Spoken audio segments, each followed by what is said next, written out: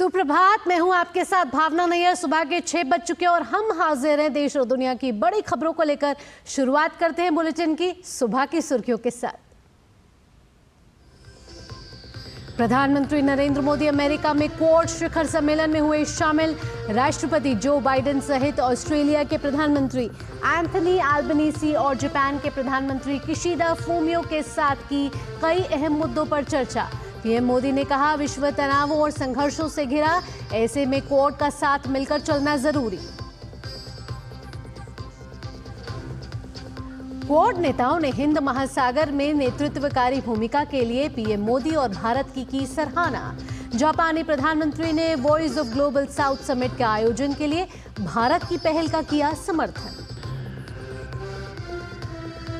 PM Modi quad cancer moonshot initiative में हुए शामिल। इनिशिएटिव को $7.5 मिलियन की मदद की घोषणा। प्रधानमंत्री मोदी ने कहा, भारत चला रहा है दुनिया की सबसे बड़ी हेल्थ इंश्योरेंस स्कीम। क्वाड में सर्वाइकल कैंसर को लेकर की पहल। पीएम मोदी और राष्ट्रपति जो बाइडेन ने की द्विपक्षीय वार्ता। बातचीत आपसी हितों से जुड़े क्षेत्रों में द्विपक्षीय साझेदारी को और गहरा करने पर रही केंद्रित। दोनों नेताओं ने इंडो पैसिफिक क्षेत्र सहित वैश्विक और क्षेत्रीय मुद्दों पर विचारों का किया आदान प्रदान। पीएम मोदी ने जापान के प्रधानमंत्री और ऑस्ट्रेलिया के प्रधानमंत्री एंथनी अल्बनीसी के साथ की द्विपक्षीय वार्ता। अमेरिका में प्रधानमंत्री मोदी का भव्य स्वागत। पीएम मोदी ने कहा, भारतीय समुदाय ने अमेरिका में अपनी अलग पहचान बनाई है, विभिन्न क्षेत्रों में सकारात्मक प्रभाव डाला है। उनसे बातचीत करना हमेशा खुशी देता है। जम्मू कश्मीर में जोर शोर से जारी है चुनाव प्रचार। जम्मू कश्मीर में अमित शाह ने किया धुआंधार प्रचार। कांग्रेस, नेशनल कॉन्फ्रेंस और पीडीपी को बताया सूबे की बदहाली के लिए जिम्मेदार।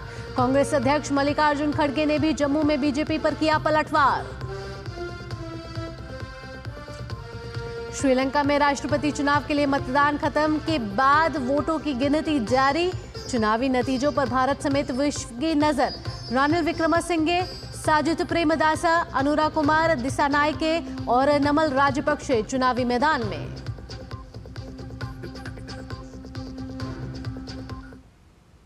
और बुलेटिन की शुरुआत करते हैं। सबसे पहले खबरें प्रधानमंत्री मोदी के अमेरिका दौरे से जुड़ी हुई।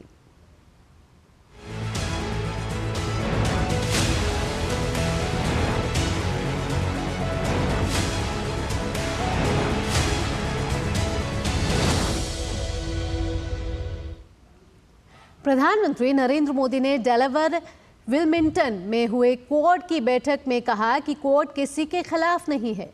उन्होंने कहा कि क्वाड मानवता के हित में है। सदस्य देशों ने अगले वर्ष भारत में होने वाली क्वाड बैठक को लेकर प्रधानमंत्री मोदी की अग्रिम शुभकामनाएं दी। वहीं सभी ने हिंद प्रशांत क्षेत्र में भारत के नेतृत्व की सराहना भी की। दुनिया की तेजी से बदलती भू राजनीति में क्वाड एक ऐसा मंच है जो शांति, स्थिरता और लोकतांत्रिक मूल्यों को एक नई दिशा दे रहा है। वैश्विक और क्षेत्रीय तनावों और संघर्षों के बीच क्वाड के सदस्य देश भारत, अमेरिका, जापान और ऑस्ट्रेलिया के बीच छठी बैठक विल्मिंगटन, डेलावेयर में हुई। प्रधानमंत्री नरेंद्र मोदी ने इंडो पैसिफिक क्षेत्र में साझा हितों की अहमियत को दोहराया। उन्होंने स्वास्थ्य, तकनीक और जलवायु परिवर्तन जैसे विषयों पर समावेशी और सकारात्मक पहल पर संतोष भी जताया। फ्री, ओपन, इंक्लूसिव और प्रॉस्परस इंडो पैसिफिक हमारी साझा प्राथमिकता और साझा प्रतिबद्धता है। हमने मिलकर health security, critical and emerging technologies, climate change, capacity building जैसे क्षेत्रों में कई सकारात्मक और समावेशी इनिशिएटिव लिए हैं। हमारा मैसेज साफ है, Quad is here to stay, to assist, to partner and to complement. प्रधानमंत्री ने जोर देकर कहा कि क्वाड किसी के खिलाफ नहीं, बल्कि ये नियम आधारित वैश्विक व्यवस्था को मजबूती देने के लिए मानवता के हित में है। हमारी बैठक ऐसे समय हो रही है जब विश्व तनावों और संघर्षों से घिरा हुआ है। ऐसे में साझा डेमोक्रेटिक वैल्यूज के आधार पर क्वाड का मिलकर साथ चलना पूरी मानवता के लिए बहुत ही महत्वपूर्ण है। हम किसी के खिलाफ नहीं हैं। हम सभी एक रूल्स बेस्ड इंटरनेशनल ऑर्डर, संप्रभुता और क्षेत्रीय अखंडता के सम्मान और सभी मसलों के शांतिपूर्ण ढंग से हल निकालने का समर्थन करते हैं। अमेरिकी राष्ट्रपति जो बाइडेन ने क्वाड की प्रगति पर खुशी व्यक्त की। उन्होंने कहा कि क्वाड की दिशा सही है। Today, we're announcing a series of initiatives to deliver real, positive impact for the Indo-Pacific. That includes providing new maritime technologies to our regional partners so they know what's happening in their waters. Launching cooperation between coast guards for the first time. And expanding the Quad Fellowship to include students from Southeast Asia. वहीं Japan के प्रधानमंत्री Fumio Kishida और Australia के प्रधानमंत्री Anthony Albanese ने सुरक्षा और शांति को लेकर क्वाड की भूमिका पर जोर दिया।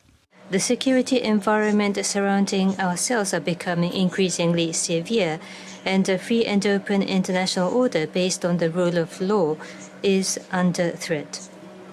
Under this backdrop, it is ever more important for us, the Quad, who share values such as freedom and democracy, to continue to demonstrate our firm commitment to our common vision of FOIP, the free and open Indo-Pacific, to the international community. In order to realize a FOIP, it is crucial to coordinate with the regional countries and to materialize our vision by concrete actions.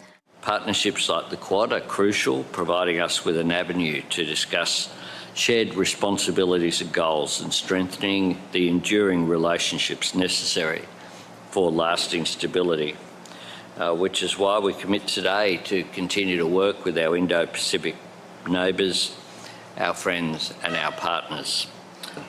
Prime Minister Modi will be hosting us next year, and I look forward to that as well. वैश्विक स्थिरता और समृद्धि के साथ साथ quad की प्रतिबद्धता Indo Pacific क्षेत्र में स्वतंत्र, समावेशी और स्वतंत्र नौवहन को लेकर है। डेलावेयर से अमृतपाल के साथ ब्यूरो रिपोर्ट, डीडी न्यूज। वही quad cancer moon shot initiative के तहत प्रधानमंत्री नरेंद्र मोदी ने $7.5 मिलियन की सहायता राशि देने की घोषणा की। प्रधानमंत्री ने कहा कि भारत ने कोविड जैसी महामारी के दौरान भी अपनी वैश्विक जिम्मेदारी को बखूबी निभाया था। अफोर्डेबल स्वास्थ्य सेवाओं पर प्रधानमंत्री ने जोर दिया। उन्होंने रेडिएक्टिव थेरेपी में भी सहयोग के लिए आश्वस्त किया। यह अफोर्डेबल, एक्सेसिबल और क्वालिटी हेल्थ केयर के लिए हमारे साझे दृढ़ निश्चय को दर्शाता है। एक्सेलेंसी, भारत अपना एक्सपीरियंस और एक्सपर्टाइज शेयर करने के लिए तैयार है। आज कैंसर केयर में काम करने वाले भारत के कई एक्सपर्ट्स इस इवेंट्स में हमारे साथ जुड़े हैं। भारत का विजन है वन अर्थ वन हेल्थ। इसी भावना से मैं क्वाड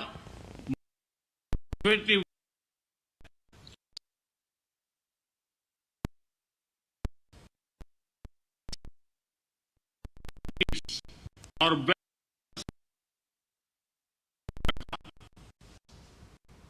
प्रधानमंत्री ने इंडो पैसिफिक के लिए 40 मिलियन वैक्सीन का योगदान गावी और क्वाड की पहल के भारत देगा। मुझे खुशी है कि इंडो पैसिफिक देशों के लिए गावी और क्वाड की पहलों के अंतर्गत भारत से 40 मिलियन वैक्सीन डोसेज का योगदान दिया जाएगा। ये 40 मिलियन वैक्सीन डोसेज करोड़ों लोगों के जीवन में आशा की किरणें बनेगी। As you can see, when the Quad acts, it is not just for nations, it is for the people. This is the true essence of our human-centric approach. धन्यवाद। अमेरिकी राष्ट्रपति जो बाइडेन ने सर्विकल कैंसर को रोकने, उसकी पहचान और इलाज के लिए $150 मिलियन फंड देने की घोषणा की।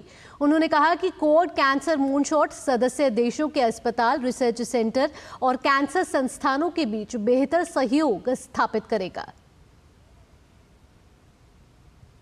That means more collaboration between our hospitals, research centers, and cancer foundations. More investment in screenings, treatment, and research, and more exchanges between our countries to improve vaccination rates all across the region. Right now, only 1 in 10 women across the Indo-Pacific, which is the most populated part of the world, have received HPV vaccinations for cervical cancer. So I'm proud to announce that our 4 countries, the leaders behind me, and many organizations here today are committing over $150 million for HPV screening and therapeutics. And next year, doctors and nurses from the U.S. Navy will begin a program to train Indo-Pacific counterparts in conducting cervical cancer screening and vaccination so we can reach every woman in the region. वहीं Japan के प्रधानमंत्री Fumio Kishida ने तकनीकी सहयोग देने की बात कही।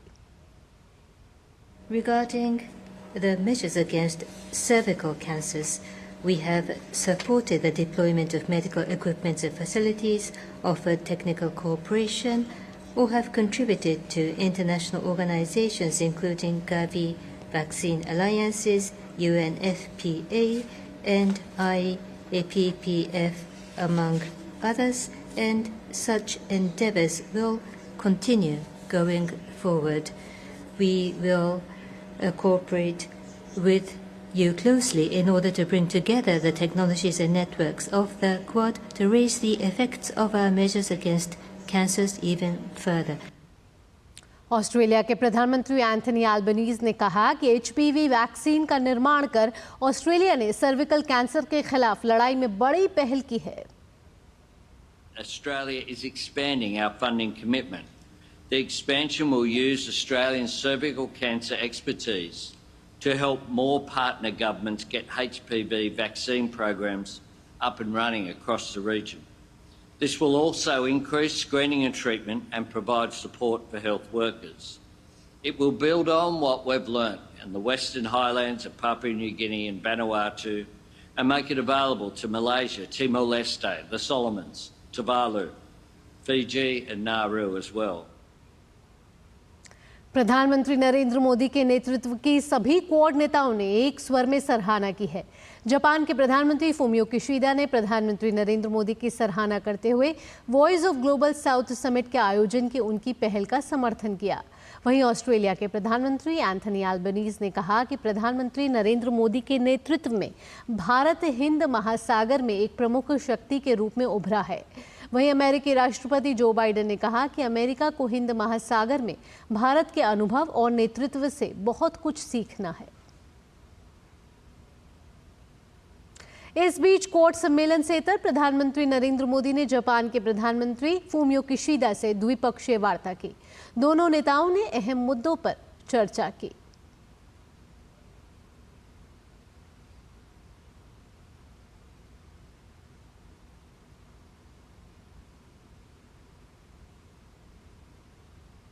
तो 3 दिवसीय अमेरिकी दौरे पर गए प्रधानमंत्री नरेंद्र मोदी ने जापान के प्रधानमंत्री फूमियो किशिदा से द्विपक्षीय वार्ता की, जहां कई अहम मुद्दों पर चर्चा की गई।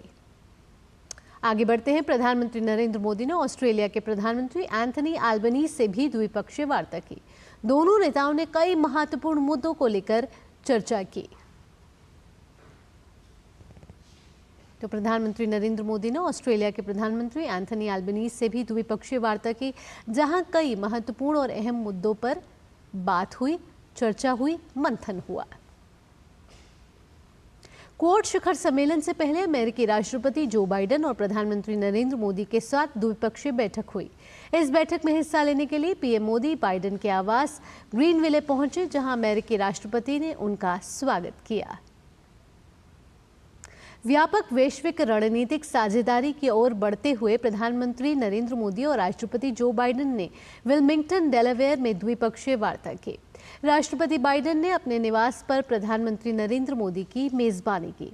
दोनों नेताओं के बीच बातचीत आपसी हितों से जुड़े क्षेत्रों में द्विपक्षीय साझेदारी को और गहरा करने पर केंद्रित रही।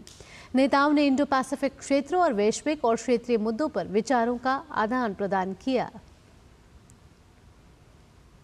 तो अमेरिका के राष्ट्रपति जो बाइडेन ने प्रधानमंत्री नरेंद्र मोदी के अमेरिका दौरे को लेकर राष्ट्रपति जो बाइडेन ने खुशी व्यक्त की है। राष्ट्रपति जो बाइडेन ने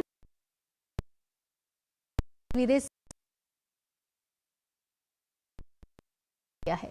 सोशल मीडिया संदेश में बाइडेन ने लिखा, वर्तमान में भारत और अमेरिका के बीच का संबंध पिछले समय की तुलना में सबसे मजबूत, घनिष्ठ। जब भी हम दोनों की मुलाकात होती है तब हमारे बीच कई क्षेत्रों में सहयोग को लेकर सकारात्मक बातचीत होती है। आज भी वैसा ही दिन है। प्रधानमंत्री नरेंद्र मोदी ने अमेरिका के राष्ट्रपति जो बाइडेन से मिलकर खुशी जताई है। पीएम मोदी ने सोशल मीडिया प्लेटफॉर्म एक्स पर पोस्ट साझा करते हुए कहा, मैं राष्ट्रपति जो बाइडेन का उनके निवास ग्रीनविले, डेलावेयर पर मेजबानी के लिए आभार व्यक्त करता हूं। हमारी बातचीत बेहद सार्थक रही है। बैठक के दौरान हमें क्षेत्रीय और वैश्विक मुद्दों पर चर्चा करने का अवसर मिला।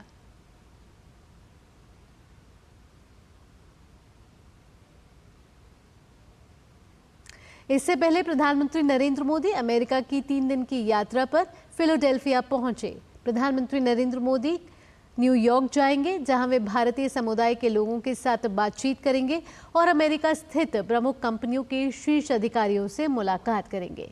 यात्रा के अंतिम दिन पीएम मोदी न्यूयॉर्क में संयुक्त राष्ट्र महासभा में भविष्य के शिखर सम्मेलन को संबोधित भी करेंगे। फिलाडेल्फिया हवाई अड्डे पर बड़ी संख्या में मौजूद भारतीय समुदाय के लोगों ने प्रधानमंत्री नरेंद्र मोदी का भव्य स्वागत किया। इस दौरान सरकार की विभिन्न योजनाओं से जुड़े पोस्टर भी लेकर लोग वहां आए थे, जिस पर प्रधानमंत्री मोदी ने हस्ताक्षर किए। प्रधानमंत्री नरेंद्र मोदी को अपने बीच पाकर लोगों ने उनके नाम के नारे लगाकर उनका अभिवादन किया और प्रधानमंत्री नरेंद्र मोदी ने भी इस सभी अभिवादन को स्वीकार किया। प्रधानमंत्री नरेंद्र मोदी, आपको बता दें कि अमेरिका दौरे पर है और 3 दिवसीय अमेरिका दौरे पर इस समय प्रधानमंत्री नरेंद्र मोदी हैं। प्रधानमंत्री नरेंद्र मोदी फिलाडेल्फिया में जब होटल पहुंचे तो वहां मौजूद भारतीयों ने उनका भव्य स्वागत किया। इस दौरान लोगों ने सांस्कृतिक कार्यक्रम प्रस्तुत कर सभी का मन मोह लिया।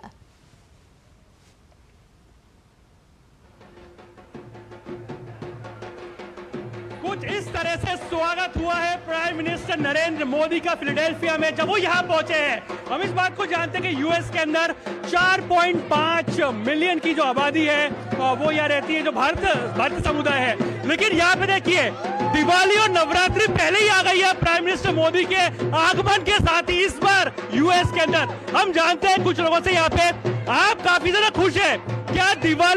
क्या दिवाली और नवरात्रि जल्दी आ गई यूएस में इस बार?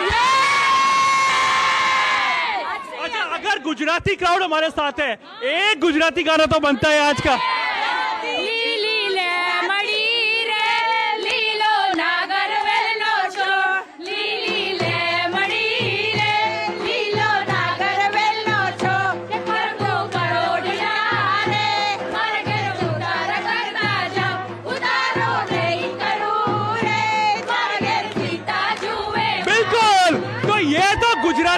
गुजराती के गरबे हम लोग नवरात्रि में सुनते हैं, लेकिन यूएस वालों के लिए नवरात्रि इस बार जल्दी आ गई। लेकिन एक बार बताइए, पीएम की कौन सी बात आप लोग को अच्छी लगती है? क्या प्राउड कराता है आपको? स्वच्छ भारत, उन्होंने बहुत ही अच्छी सी स्वच्छ भारत का कॉन्सेप्ट किया है। Very nice, I really like it and it's really healthy for the India people too. PM की कौन सी बात अच्छी लगती है? क्यों प्राउड महसूस होता है? कैसी कौन सी बात है आपको? राम मंदिर। Yeah, we were waiting for so long. He has done for India and US. That's the best thing that he has done. He is amazing. He has done so much. Super proud of it. तो जाहिर सी बात है prime minister Modi का एक बहुत ही बेहद खास अंदाज में स्वागत किया गया और यूएस वासियों के लिए दिवाली, नवरात्रि और त्योहारी मौसम इस बार जल्दी आ गया क्योंकि प्राइम मिनिस्टर मोदी इस समय पर यूएस के यात्रा पर है। कैमरा पर्सन कुलदीप के साथ Arun Sharma, DD news, Philadelphia. PM Modi रविवार को न्यूयॉर्क शहर में मोदी एंड यूएस कार्यक्रम को संबोधित करेंगे। पीएम मोदी ने सोशल मीडिया साइट एक्स पर लिखा, भारतीय समुदाय ने अमेरिका में अपनी अलग पहचान बनाई है और विभिन्न क्षेत्रों में सकारात्मक प्रभाव डाला है। उनसे बातचीत करना हमेशा खुशी देता है। रविवार 22 सितंबर यानी आज का दिन भारतीय समय अनुसार रात करीब 9:30 बजे मैं न्यूयॉर्क शहर में मोदी एंड यूएस कार्यक्रम को संबोधित करूंगा। आइए उन गहरे संबंधों का जश्न मनाएं जो हमारे देशों को जोड़ते हैं।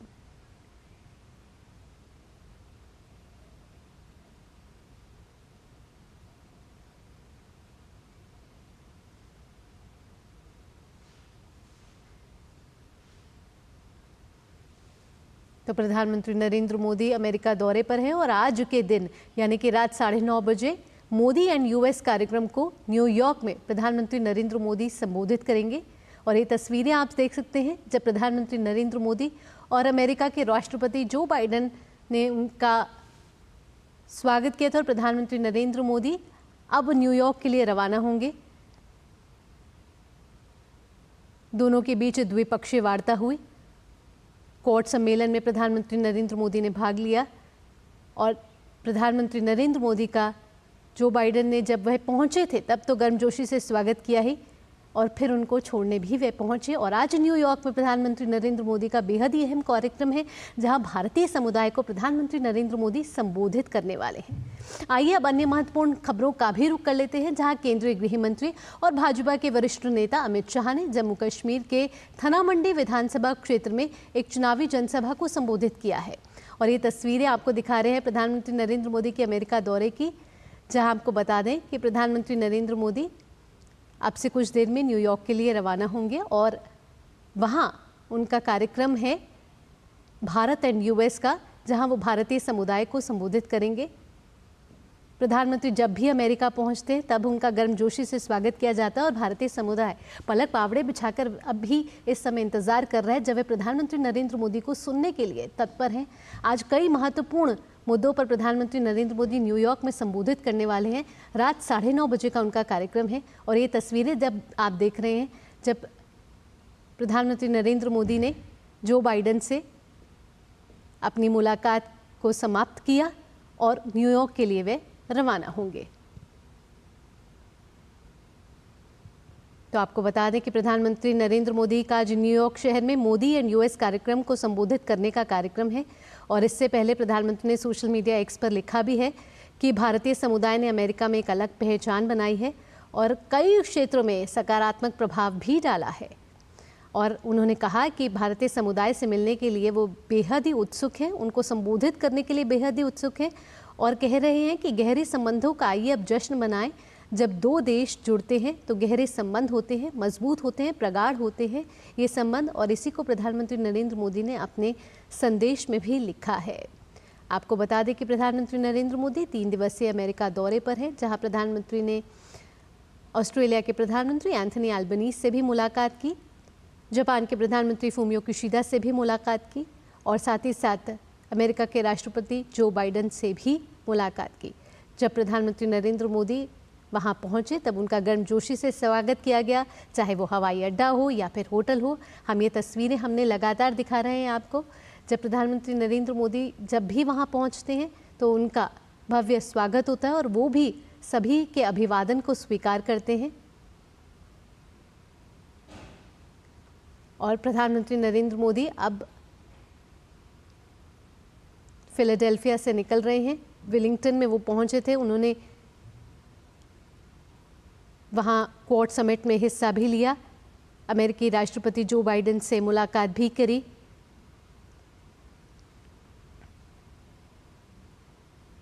और आइए अब कुछ अन्य महत्वपूर्ण खबरों का भी रुख कर लेते हैं, जहां केंद्रीय गृह मंत्री और भाजपा के वरिष्ठ नेता अमित शाह ने जम्मू कश्मीर के थना मंडी विधानसभा क्षेत्र में एक चुनावी जनसभा की। अपने संबोधन में अमित शाह ने कहा कि भाजपा यहां के पहाड़ी, गुर्जर और बकरवाल समुदाय को नौकरियों में प्रमोशन में भी रिजर्वेशन दिया जाएगा। आपको नौकरी में आरक्षण मिला है, हम प्रमोशन में भी रिजर्वेशन देंगे, प्रमोशन में भी रिजर्वेशन। आप तो संतुष्ट हो कि हमारे बच्चों को नौकरी मिल जाएगी क्लास 1 की। अरे क्लास 1 सी नौकरी से कुछ नहीं होता। इतने सालों से अन्याय हुआ है, जब तक पहाड़ी गुर्जर का बच्चा चीफ सेक्रेटरी डीजीपी नहीं बनता तब तक आपका अन्याय दूर नहीं। और ये प्रमोशन के अंदर रिजर्वेशन देंगे तो पहाड़ी बच्चे भी, गुर्जर बच्चे भी, बकरवालों के बच्चे भी चीफ सेक्रेटरी और डीजीपी बन पाएंगे। केंद्रीय गृह मंत्री एवं वरिष्ठ भाजपा नेता अमित शाह ने जम्मू कश्मीर के राजौरी में भी चुनावी रैली की। इस दौरान जनसभा को संबोधित करते हुए उन्होंने कहा कि कांग्रेस, नेशनल कॉन्फ्रेंस और पीडीपी ने राज्य के लोगों को अधिकारों से वंचित रखा। वहीं अनुच्छेद 370 के मुद्दे पर बोलते हुए अमित शाह ने कहा कि कोई भी पार्टी अनुच्छेद 370 को वापस नहीं ला सकती। कांग्रेस पार्टी, एनसी और पीडीपी ने सालों के लिए यहां के लोगों के अधिकार छीने, लोकतंत्र से दूर रखा। हमारा ये राजौरी, पुंछ पहाड़ी एरिया क्यों अब तक विकास से महरूम रह गया? कौन जिम्मेदार है? ये पीडीपी और कांग्रेस और एनसी जिम्मेदार है। पाकिस्तान के रक्षा मंत्री कहते हैं कि वो नेशनल कॉन्फ्रेंस और कांग्रेस के साथ है, धारा 370 वापिस निकाल देना चाहते हैं। भाइयों बहनों, क्योंकि एनसी ने अपने एजेंडा में रखा है, मैं यहां से अब्दुल्ला परिवार को कहकर जाता हूं, उल्टा लटक कर सीधा हो जाओ, धारा 370 अब नहीं है। कांग्रेस अध्यक्ष मल्लिकार्जुन खड़गे ने भी जम्मू में प्रचार किया। एक प्रेस कॉन्फ्रेंस में अपनी पार्टी के उम्मीदवार ताराचंद के समर्थन में चुनाव प्रचार करने के लिए जम्मू पहुंचे खड़गे ने यहां एक प्रेस कॉन्फ्रेंस की और बीजेपी पर पलटवार किए। खड़गे ने यहां एक बार फिर मैनिफेस्टो में किए गए वायदों को दोहराया। जम्मू कश्मीर को स्टेटहुड दिलाने के लिए हमारी पूरी कोशिश रहेगी। हर परिवार को 25 लाख का हेल्थ बीमा हम देंगे। हर महीने 3,000 रुपए देने का हमारा वायदा है। 1 लाख नौकरी हम इमीडिएटली इसको देंगे, नोटिफाई करेंगे। जम्मू कश्मीर में चुनावी रैली को संबोधित करने के बाद मीडिया से बात करते हुए नेशनल कॉन्फ्रेंस के उपाध्यक्ष उमर अब्दुल्ला ने कहा कि लोग मौजूदा हालात से परेशान हैं। लोग अपने रोजमर्रा के मुद्दों का समाधान चाहते हैं, इसलिए वे न केवल यहां सार्वजनिक बैठकों में भाग ले रहे हैं, बल्कि 25 तारीख को मतदान करके वे अपनी आवाज भी बुलंद करेंगे। लोग मौजूदा हालात से परेशान हैं। लोग चाहते हैं कि इस परेशानी का कोई इलाज हो। जो रोजमर्रा के इनके मसले हैं, चाहे बिजली को लेके, पानी को लेके, बच्चों के प्लेग्राउंड को लेके, यहाँ सड़क की बात को, इन सब चीजों का भी लोगों को एक हल चाहिए। और इसलिए वो यहाँ न सिर्फ जलसों में हिस्सा ले रहे हैं, लेकिन इंशाल्लाह 25 तारीख को जब वोट डालना होगा तो वोट भी अपना इस्तेमाल करके अपनी आवाज बुलंद करेंगे। अब बात कर लेते हैं हरियाणा विधानसभा चुनाव की। हरियाणा कांग्रेस की दिग्गज नेता कुमारी शैलजा कांग्रेस आलाकमान से नाराज है। ये बात तो दुनिया के सामने आ चुकी है। तो क्या कुमारी शैलजा बीजेपी में शामिल हो सकती है? पूर्व मुख्यमंत्री और हरियाणा के दिग्गज बीजेपी नेता मनोहर लाल इसका जवाब संकेतों में दे रहे हैं। पहले तो उन्होंने कहा कि इस तरह की संभावनाओं से इनकार नहीं किया जा सकता, सही समय आने पर आपको सब कुछ पता चल जाएगा। फिर अब ताज़ा बयान ये आया है कि कुछ बातें रणनीतिक होती हैं, उसे रणनीतिक ही रहने दें। आपको वो दोनों बयान आइए अब सुनाते हैं। में आ रहा है कि मनोहर लाल जी कुछ दिनों में बड़ा धमाका करने जा रहे हैं। आप देखिए, कुछ बातें रणनीति की होती है, अंदर रहने दो। शैलजा जी आ रही बीजेपी में। कुछ बातें रणनीति की होती है, अंदर रहने दो। हरियाणा में कांग्रेसी नेताओं की वीडियो बड़ी वायरल हो रही है। सब मैंने बता दिया, एक एक करके उल्लेख किया है, जनता को बताने की जरूरत है। आइए अब जानते हैं कि आखिर कुमारी शैलजा को लेकर अटकलों का दौर क्यों चल रहा है। इसके पीछे सबसे बड़ी वजह है राजनीतिक आकांक्षा। हरियाणा की सियासत में अपने रसूख को और बढ़ाने के इरादे से कुमारी शैलजा विधानसभा चुनाव लड़ना चाहती थी। ये इच्छा उन्होंने सार्वजनिक रूप से जाहिर भी कर दी थी, जिसके बाद हुड्डा खेमे की बेचैनी बढ़ गई। सभी जानते हैं कि हुड्डा और कुमारी शैलजा में 36 का आंकड़ा है और ये भी जानते हैं कि हुड्डा परिवार के आगे आलाकमान नतमस्तक है। वैसे शैलजा भी सिरसा से लोकसभा की सांसद हैं, लिहाजा कांग्रेस आलाकमान ने उन्हें विधानसभा का टिकट नहीं दिया। इसके बाद से ही शैलजा अपनी पार्टी से खिंची नजर आ रही हैं। इस नाजुक हालात में उन्हें पार्टी के भीतर अपमानजनक बयान का भी सामना करना पड़ा। अब हालात ये हैं कि शैलजा चुनाव प्रचार से बिल्कुल गायब हो गई है। कांग्रेस नेता कुमारी शैलजा के कथित अपमान पर आजाद समाज पार्टी के अध्यक्ष और सांसद चंद्रशेखर आजाद ने भी अपनी प्रतिक्रिया दी है। आइए आपको सुनवाते हैं।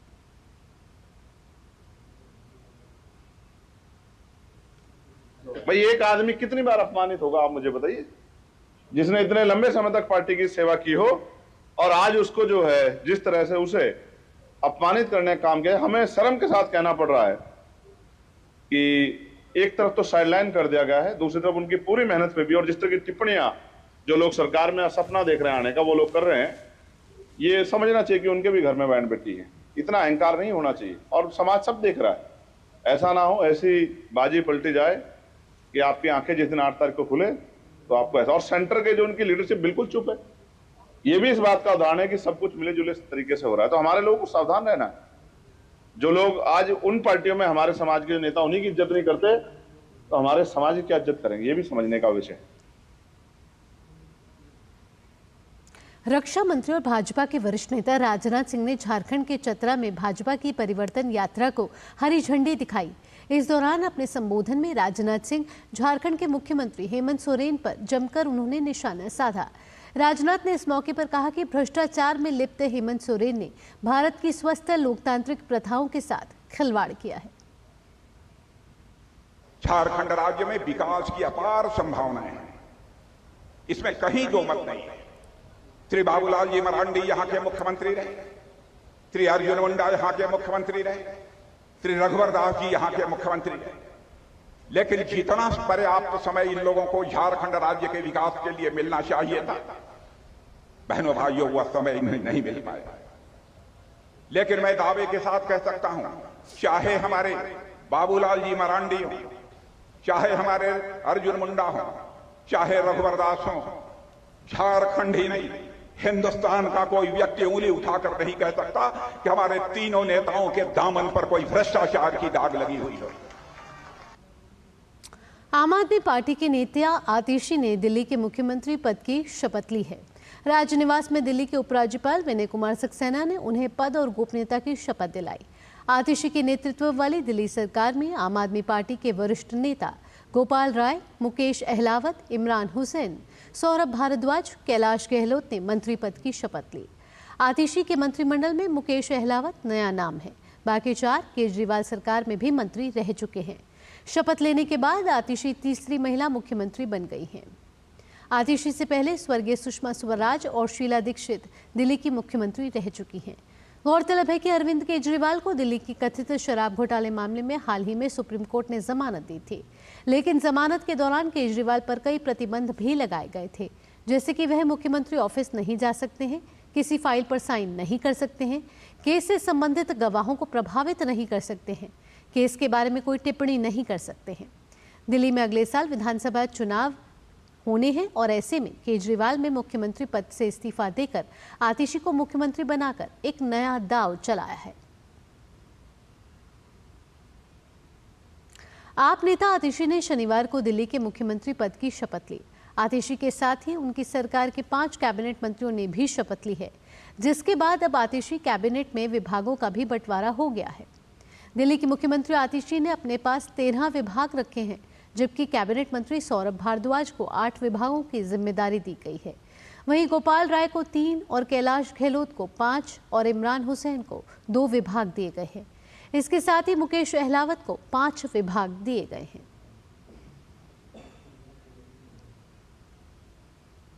भाजपा नेता अनुराग ठाकुर ने राहुल गांधी और कांग्रेस पर देश विरोधी एजेंडे चलाने का आरोप लगाया। अनुराग ठाकुर ने कहा कि राहुल गांधी और कांग्रेस विदेश में भारत की छवि को धूमिल करने का प्रयास करते रहे हैं। उन्होंने कहा कि राहुल गांधी और कांग्रेस की भाषा पाकिस्तान के रक्षा मंत्री के समान है। राहुल गांधी जी की भाषा, कांग्रेस के नेताओं की भाषा और पाकिस्तान के रक्षा मंत्री की भाषा, ये सुर सब इकट्ठे मिलते हैं। इनके इरादे एक जैसे दिखते हैं। तो भारत विरोधी टुकड़े टुकड़े गैंग का समर्थन पाते हैं, अपनी पार्टी में शामिल कराते हैं और विदेशों में जाकर भी भारत विरोधी ताकतों से मिलने का काम करते हैं। आज भारत के लोग राहुल गांधी जी और कांग्रेस से सवाल पूछते हैं, ऐसी कौन सी मजबूरी है कि भारत का विरोध और भारत के प्रधानमंत्री का विरोध करना जरूरी है? ऐसी कौन सी मजबूरी है कि राष्ट्र विरोधी ताकतों से सुर मिलाना जरूरी है? ऐसी कौन सी मजबूरी है कि मोदी जी की विदेश यात्रा में जब बार बार जाकर भारत का नाम ऊंचा होता है, वो भारत के नाम को बदनाम करने के लिए विरोध कराने का काम भी कांग्रेस का इकोसिस्टम करे। पूरे देश को एक सूत्र में बांधने के उद्देश्य से शुरू किए गए अभियान एक भारत श्रेष्ठ भारत के तहत देश भर में विभिन्न कार्यक्रम आयोजित किए जा रहे हैं। इसी कार्यक्रम के तहत नई दिल्ली के तालकटोरा स्टेडियम में north east student festival my home India का आयोजन किया गया, जिसमें केंद्रीय संसदीय कार्य मंत्री किरण रिजिजू ने शिरकत की। कार्यक्रम में पूर्वोत्तर भारत के सभी राज्यों से विद्यार्थी भाग ले रहे हैं।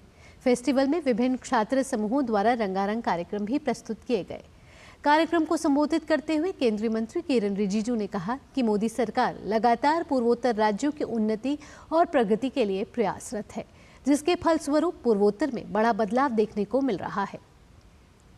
नरेंद्र मोदी जी आने के बाद नॉर्थ ईस्ट के विशेष करके छोटे छोटे लोगों का सबका बात सुनता था, इसीलिए 10,000 से ज्यादा मिलिटेंसी में काम करने वाले लोग छोड़ के वापस हमारे मुख्य धारा में आए हैं। आज मैं सिर्फ एक पॉइंट कहना चाहता हूं, पिछले 10 साल में इतना काम हुआ है।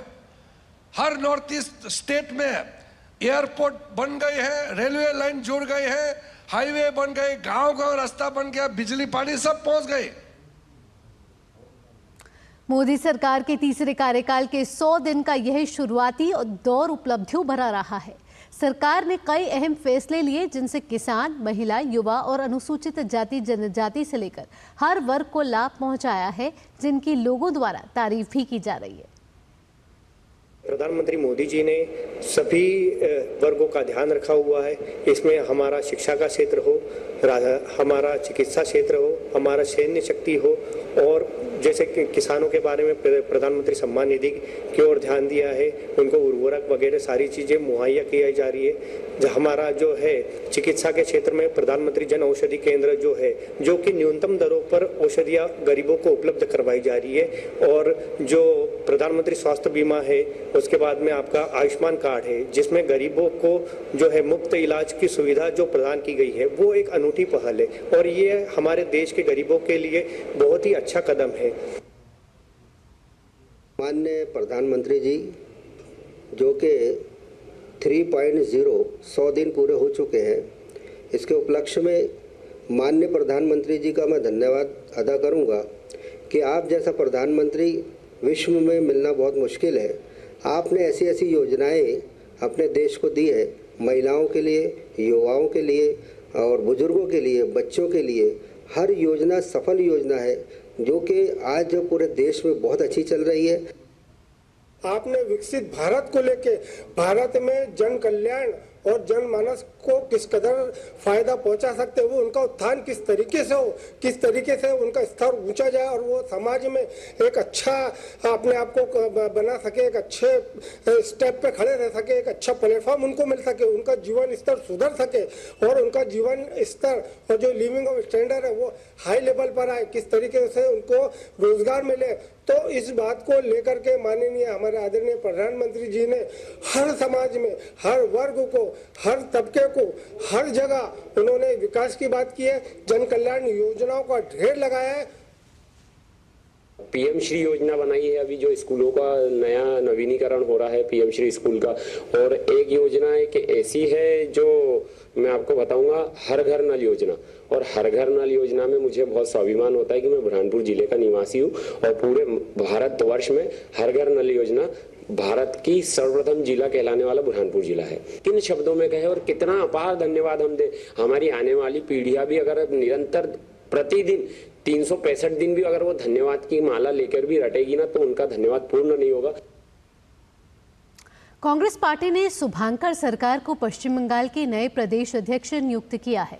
शुभांकर सरकार को तत्काल प्रभाव से बतौर अध्यक्ष कार्यभार संभालने का निर्देश दिया गया है। शुभांकर सरकार को पश्चिम बंगाल के अध्यक्ष पद सौंपने के साथ ही उन्हें केंद्रीय कांग्रेस समिति के सचिव पद से भी मुक्त कर दिया गया है।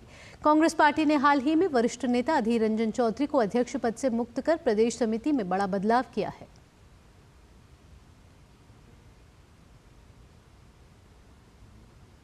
खबर उत्तर प्रदेश से आ रही है। उत्तर प्रदेश में रामपुर की जौहर यूनिवर्सिटी में सफाई मशीन बरामदगी मामले में इलाहाबाद हाईकोर्ट ने आजम खान को बड़ा झटका लगा है। हाईकोर्ट ने आजम खान की जमानत याचिका को खारिज कर दिया है। इसके साथ ही आजम खान के बेटे अब्दुल्ला आजम और उनके सहयोगी अजहर खान को भी जमानत अर्जी को कोर्ट ने नामंजूर कर दिया है। बीती 2 सितंबर को इस मामले की सुनवाई पूरी होने के बाद कोर्ट ने अपना फैसला सुरक्षित रखा था।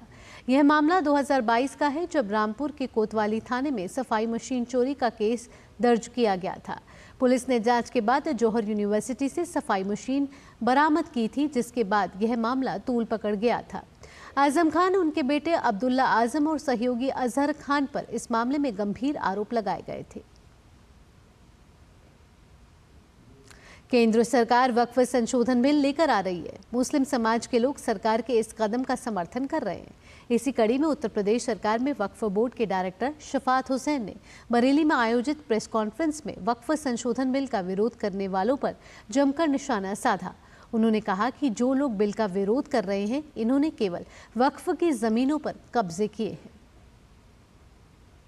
जो भूमाफिया हैं, रजिस्टर्ड भूमाफिया जो वक्फ बोर्ड में काम कर रहे हैं, उनको मैं रजिस्टर्ड भूमाफिया कहूँगा, उन लोगों के पेट में दर्द हो रही है। और जो एक कहते हैं पुराने धन पर सांप जो है वो उस पर कुंडली मार के बैठ जाता है, उसी तरह ये भूमाफिया, रजिस्टर्ड भूमाफिया वक्फ की ज़मीनों पर कुंडली मारे बैठे हुए थे। दूसरे दलों के द्वारा एक भ्रम फैलाया जा रहा है। जिस तरह से भारतीय जनता पार्टी का सपा, बसपा और कांग्रेस ने एक भ्रम फैला रखा था कि बीजेपी मुसलमानों की दुश्मन है। 14 से लेकर के और अब तक जो भारतीय जनता पार्टी की सरकार चल रही है, उसमें कोई भी ऐसा काम नहीं हुआ जो मुस्लिम विरोधी हो, जिसको मुस्लिम विरोधी कहा जा सके। लेकिन मैं दावे से कहता हूं कि ये नरेंद्र मोदी की सरकार है, बिल पास होकर रहेगा और उसका लाभ मुस्लिम समाज को मिलकर रहेगा। हिमाचल प्रदेश में मस्जिद विवाद के बीच आज सिरमौर जिले के शिलाई में हिंदू संगठन और स्थानीय लोग सड़कों पर कल उतर आए। प्रदर्शनकारियों ने शिमला के संजौली में हुए पुलिस लाठीचार्ज पर कार्रवाई, प्रवासियों का वेरिफिकेशन और वक्फ बोर्ड को खत्म करने की मांग की। प्रदर्शनकारियों का कहना है कि वक्फ बोर्ड जगह जगह सरकारी जमीन पर अवैध कब्जा कर रहा है, इसलिए इसे भंग कर दिया जाना चाहिए। इसके साथ ही बाहरी राज्यों से आ रहे लोगों का वेरिफिकेशन भी होना चाहिए।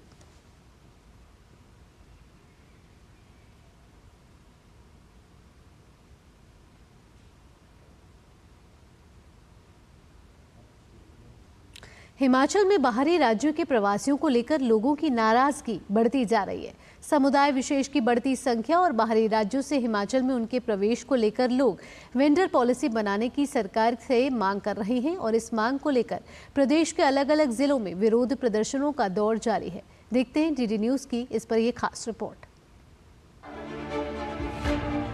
मस्जिद विवाद और बाहरी तत्वों के हिमाचल में दाखिल होने को लेकर प्रदेश में विवाद थमने का नाम नहीं ले रहा है। हिमाचल के जिला सिरमौर के शिलाई में स्थानीय लोगों और कारोबारियों ने बाहरी राज्यों से आने वाले प्रवासियों के विरोध में प्रदर्शन किया और सरकार से इस मामले में कार्रवाई की मांग की। लोगों ने नाराजगी जताते हुए प्रदेश सरकार और केंद्र सरकार से तुरंत इस मामले में दखल देकर इसमें कार्रवाई करने की मांग उठाई है।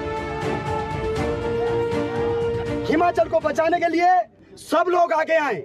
यहाँ पे राजनीति को किनारा रख के हम सब अपने जमीन, जंगल जमीन की रक्षा करें, अन्यथा आने वाले समय में देश बांग्लादेश की तर्ज पे ना चले जाएं। इसलिए हम अपना क्षेत्र, अपना धर्म, अपना प्रदेश बचाएंगे।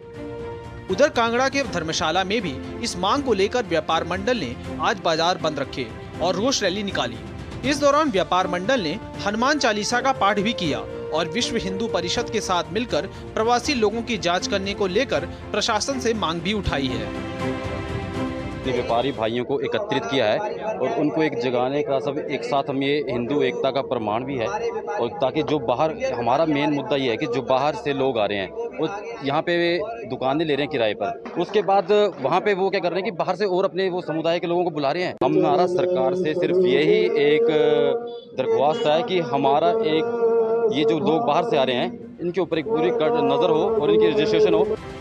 वहीं चंबा के चोरा में भी 55 पंचायतों को एसडीएम ने निर्देश दिए हैं कि बाहरी राज्यों से आने वाले फेरी वालों पर पंचायत प्रधान नजर रखें और इसकी जानकारी तुरंत स्थानीय प्रशासन को दें ताकि बाहरी प्रवासियों के पंजीकरण को सुनिश्चित किया जा सके।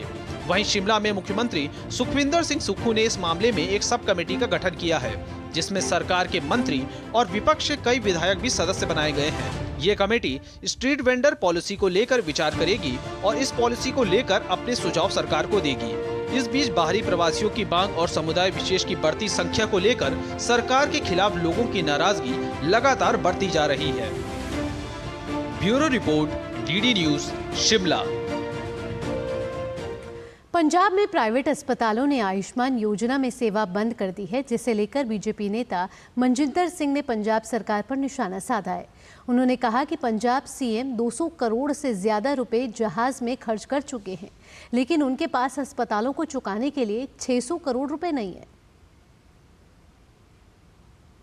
पंजाब सरकार जानबूझकर पंजाब के जरूरतमंद लोग, किसान, मजदूर, आर्थिक लोग, पक्ष से कमजोर लोगों का जो आयुष्मान भारत के तहत इलाज होता था उसको रुकवाने का काम कर रही है। वहां के प्राइवेट हॉस्पिटल और नर्सिंग होम एसोसिएशन ने साफ तौर पर मना कर दिया कि उनका 600 करोड़ जब तक बकाया नहीं मिलता तब तक वो पंजाब के जरूरतमंद गरीब, किसान, मजदूर का इलाज नहीं करेंगे।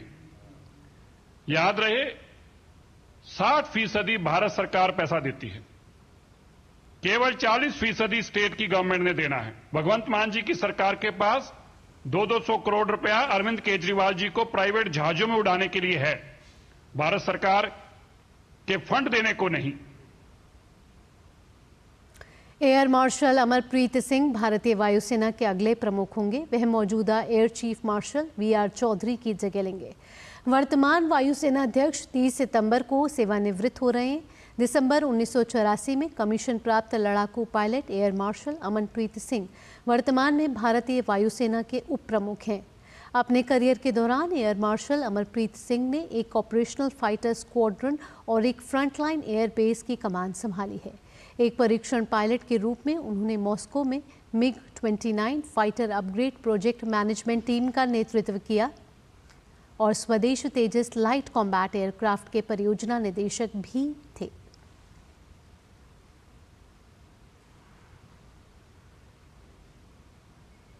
और लगातार हम आपको खबरें दे रहे हैं कि प्रधानमंत्री नरेंद्र मोदी के अमेरिका दौरे से जुड़ी हुई, जहां आपको ये तस्वीरें, हम ताज़ा तस्वीरें दिखा रहे हैं, जहां फिलाडेल्फिया से प्रधानमंत्री प्रस्थान कर चुके हैं और अब वे न्यूयॉर्क पहुंचेंगे और न्यूयॉर्क में भी उनके कई कार्यक्रम हैं, जिसमें सबसे बड़ा कार्यक्रम उनका भारतीय समुदाय को संबोधित करने का है। और साथ ही साथ आपको बता दें कि प्रधानमंत्री नरेंद्र मोदी जब कल फिलाडेल्फिया पहुँचे थे तो उनका भव्य स्वागत किया गया था।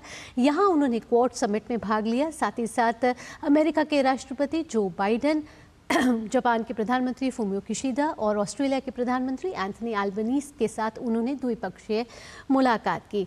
और प्रधानमंत्री नरेंद्र मोदी जब भी भारतीय समुदाय से मिलते हैं तो लगातार भारतीय समुदाय में भी जोश दिखता है और प्रधानमंत्री नरेंद्र मोदी भी उत्सुक रहते हैं भारतीय समुदाय को संबोधित करने के लिए। और उन्होंने अमेरिका में प्रवासी भारतीयों की प्रशंसा भी की है और विविध क्षेत्रों में उनके उल्लेखनीय योगदान को स्वीकार भी किया है। जब वे विल्मिंगटन, डेलावेयर में समुदाय से मिले थे तब उन्होंने अपने बातचीत के दौरान विदेशों में देश की सकारात्मक छवि बनाने में भारतीय समुदाय की महत्वपूर्ण भूमिका पर जोर भी दिया था। अब जब आज प्रधानमंत्री नरेंद्र मोदी न्यूयॉर्क पहुंचेंगे भारतीय समयानुसार रात 9:30 बजे वे भारतीय समुदाय को संबोधित करेंगे। और लगातार प्रधानमंत्री नरेंद्र मोदी की अमेरिका यात्रा से जुड़ी पल पल की खबर डीडी न्यूज़ आपको पहुंचा रहा है, जहां हम लगातार बता रहे हैं कि प्रधानमंत्री नरेंद्र मोदी ने क्वाड समिट में भाग लिया है। 4 देशों के बीच क्वाड समिट हुई है, जिसमें भारत, अमेरिका, जापान और ऑस्ट्रेलिया ने भाग लिया है। कई महत्वपूर्ण मुद्दों पर चर्चा हुई है, साथ ही साथ द्विपक्षीय मुलाकात भी हुई है। और आपको बता दें कि प्रधानमंत्री आज न्यूयॉर्क शहर में होने वाले मोदी और अमेरिका कार्यक्रम में उन्होंने अपनी उत्सुकता भी जाहिर की है। साथ ही साथ उन्होंने कहा है कि उन्होंने अपने ट्वीट में कहा है कि @मोदी एंड यूएस कार्यक्रम को वो संबोधित करेंगे। और उन्होंने कहा कि आइए हम अपने राष्ट्रों को जोड़ने के लिए जश्न मनाएं और दोनों देशों के बीच संबंधों को और गहरा करें। आइए बुलेटिन में आगे बढ़ते हैं, बात कर लेते हैं। केंद्रीय वाणिज्य और उद्योग मंत्री पीयूष गोयल ने अपनी 2 दिवसीय लाओस यात्रा के अंतिम दिन 12वीं पूर्वी एशिया शिखर सम्मेलन आर्थिक मंत्रियों की बैठक में भाग लिया है। बैठक में क्षेत्रीय और वैश्विक आर्थिक विकास पर विचार विमर्श किया गया है। बैठक में विभिन्न देशों के बीच निष्पक्ष व्यापार और विवादों के प्रभावी निस्तारण के लिए विश्व व्यापार संगठन में सुधारों की आवश्यकता पर जोर दिया गया। पूर्वी एशिया शिखर सम्मेलन आर्थिक मंत्रियों की बैठक के बाद केंद्रीय वाणिज्य और उद्योग मंत्री पीयूष गोयल ने आसियान महासचिव डॉक्टर काओ किम हॉन के साथ बैठक की है। इस मुलाकात में आसियान भारत माल व्यापार समझौते AITIGA को और सुदृढ़ बनाने सहित भारत और आसियान के बीच सहयोग बढ़ाने के तरीकों पर विचार विमर्श किया गया। केंद्रीय वाणिज्य और उद्योग मंत्री पीयूष गोयल ने लाओस के उद्योग और वाणिज्य मंत्री मलाइथोंग कोमासिथ के साथ भी द्विपक्षीय बैठक की। केंद्रीय मंत्री पीयूष गोयल ने 21वीं आसियान भारत आर्थिक मंत्रियों की बैठक और 12वीं पूर्वी एशिया शिखर सम्मेलन के आर्थिक मंत्रियों की बैठक की सफलतापूर्वक मेजबानी के लिए उन्हें और उनके देश को बधाई दी। आसियान महासचिव डॉक्टर काओ किम हॉन के साथ की बैठक लाओस के उद्योग और वाणिज्य मंत्री से उन्होंने मुलाकात की है। आइए अब आगे बढ़ते हैं। खबर छत्तीसगढ़ से आ रही है, जहां छत्तीसगढ़ के बीजापुर में 8 नक्सलियों ने पुलिस के समक्ष समर्पण कर दिया है। सरेंडर करने वालों में 3 इनामी नक्सली भी शामिल हैं। इनमें से एक नक्सली पर 8 लाख का इनाम घोषित किया गया था। छत्तीसगढ़ सरकार की पुनर्वास एवं आत्मसमर्पण नीति राज्य में चलाए जा रहे नियत नेला नार योजना से प्रभावित होकर नक्सलियों में मुख्य धारा में लौटने का फैसला लिया है। इस वर्ष अब तक 178 माओवादियों ने पुलिस के समक्ष आत्मसमर्पण किया है, जबकि विभिन्न नक्सली घटनाओं में शामिल 378 नक्सलियों को गिरफ्तार किया गया है।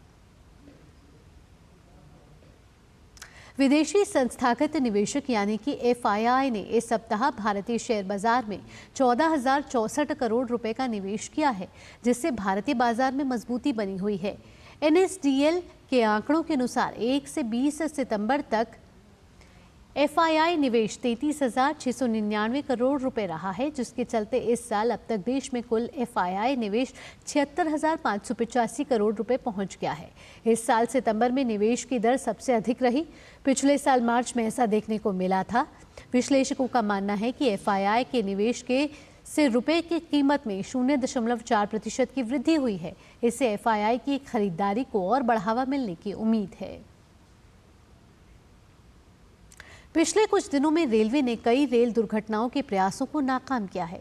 बीती 8 सितंबर को कानपुर में कालिंदी एक्सप्रेस को पटरी से उतारने और रेल दुर्घटना के लिए गैस सिलेंडर रखे गए थे, जिसे पुलिस प्रशासन और रेलवे अधिकारियों की सजगता ने हादसे में परिवर्तित होने से रोक दिया। इससे पहले 17 अगस्त को साबरमती एक्सप्रेस के 22 डिब्बे पटरी से उतरे थे, जिस मामले में रेलवे पुलिस, ATS समेत तमाम एजेंसियां जांच कर रही हैं। लगातार दुर्घटनाओं के बढ़ते मामलों को देखते हुए रेलवे और पुलिस प्रशासन सक्रिय है और निगरानी भी बढ़ा दी गई है।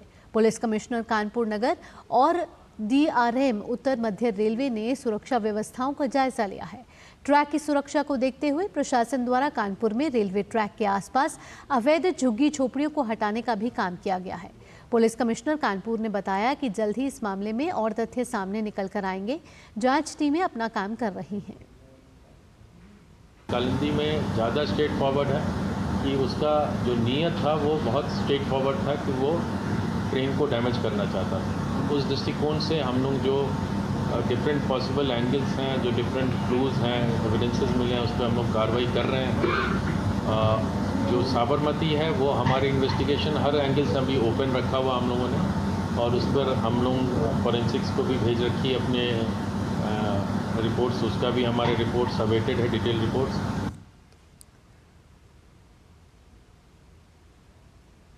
मेनली एक समन्वय निरीक्षण था आरपीएफ, जीआरपी और सिविल पुलिस और रेलवे प्रशासन के बीच में, जिसमें हम धन्यवाद अदा करना चाहेंगे सीपी साहब ने स्वयं इसमें निरीक्षण में भाग लिया, और हम लोगों को ने पूरे एरिया को, कानपुर के क्षेत्र का निरीक्षण किया है, जिससे बाद आगे की स्ट्रेटजी तैयार की जाएगी कि किस प्रकार हम लोगों को जो यहाँ पे सिक्योरिटी से रिलेटेड इश्यूज़ हैं ट्रैक की, उसको हम कैसे मिटिगेट करेंगे।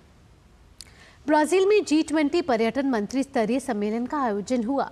इसमें पर्यटन की स्थिरता को आगे बढ़ाने के लिए नीतियों को बढ़ावा देने पर मंत्री स्तरीय वार्ता हुई। केंद्रीय संस्कृति और पर्यटन मंत्री गजेंद्र सिंह शेखावत ने भी इस वार्ता में भाग लिया। उन्होंने प्रधानमंत्री नरेंद्र मोदी के नेतृत्व में भारत की पर्यटन क्षेत्र में स्थिरता और वैश्विक दृष्टिकोण पर चर्चा की। साथ ही उन्होंने सभी हितधारकों के प्रशिक्षण, कौशल और सांस्कृतिक विरासत के संरक्षण पर भी जोर दिया। शेखावत ने जमैका के पर्यटन मंत्री से भी मुलाकात की। उन्होंने बताया कि दोनों देशों के पर्यटन में सहयोग को बढ़ाने पर उत्पादक चर्चा हुई। श्रीलंका में राष्ट्रपति पद के लिए हुए मतदान के बाद मतगणना चल रही है। इस चुनाव पर भारत समेत दुनिया भर की नजरें टिकी हुई हैं। श्रीलंका में 9वें राष्ट्रपति चुनाव के लिए 13,400 से अधिक मतदान केंद्रों पर मतदान हुआ। साल 2022 में वित्तीय संकट के कारण दिवालिया होने की कगार पर पहुंचे श्रीलंका में इस बार 38 उम्मीदवार चुनावी मैदान में हैं। राष्ट्रपति पद के लिए इस बार निवर्तमान राष्ट्रपति रानिल विक्रमसिंघे, विपक्ष के नेता और एसजेबी उम्मीदवार साजिद प्रेमदासा, एनपीपी नेता अनुरा कुमार दिसानायके और एसएलपीपी के नमल राजपक्षे चुनावी मैदान में हैं।